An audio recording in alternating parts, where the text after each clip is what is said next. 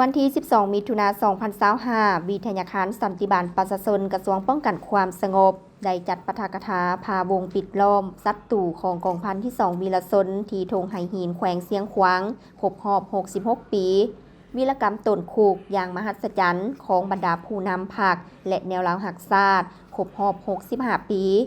เป็นประธานและปาฐกถาโดยพลจัตวาปริญญาเอกบุญสนาสิมมลาวงศ์หัวหน้าอำนวยการวิทยาคารสันติบาลประชาชน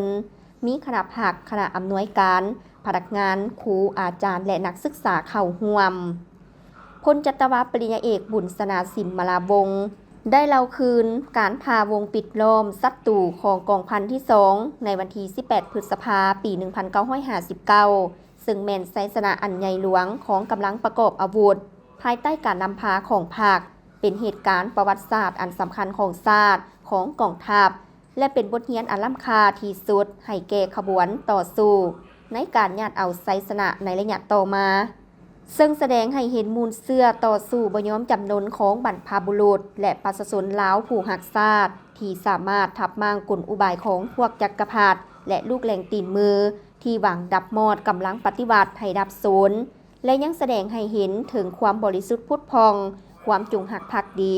ความสามัคคีเป็นจิตหนึ่งใจเดียวความอดทนมั่นเหนียวบ่คอนแคนต่อการนาบคู่ตัวหยวะของศัตรูน้ำใจสู่โหบพิละอาจหารและมีไหวพริบของกองพันที่ 2ได้กลายเป็นแหวนแยงเป็นการปลุกระดมอันแห่งกล้าในขบวนการปฏิวัติเพื่อตีเอาไซสนาพวกจักรพรรดิและลูกแหล่งตีนมือเป็นกำลังประกอบอาวุธประชาชนที่มีความเติบใหญ่ขยายตัวและเข้มแข็งในเวลาต่อมาวีรกรรมต้นคูกอย่างมหัศจรรย์ของบรรดาทานผู้นำพรรคและแนวราวหักชาติเป็นอีกวันหนึ่งที่มีความหมายความสำคัญทางประวัติศาสตร์เป็นวันแห่งไซสนะและขีดหมายสำคัญของขบวนการต่อสู้กู้ชาติ